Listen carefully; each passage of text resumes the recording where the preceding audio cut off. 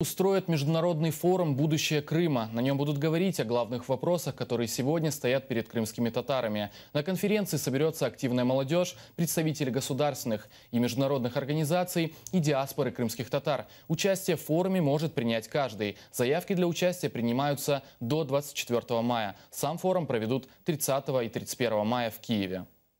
У нас є чудовий привід усім зібратися в одному місці, поспілкуватися, познайомитися, а також народити якісь нові проекти, які будуть корисними не тільки для Криму, але й для нашого народу. І мені здається, що разом ми сила і разом ми зможемо зробити набагато більше, ніж поодинці. Світ навколо нас дуже швидко змінюється. Кримські татари як народ, яким є точно з чим ділитися із всім іншим світом, має формувати свою відповідь на всі ті зміни, які ми бачимо.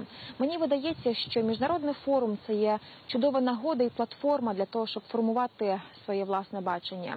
Я думаю, що ваша участь буде унікальним внеском у розбудову нашого майбутнього як народу, а також його сприйняття всім іншим світом. Приєднуйтесь до нас.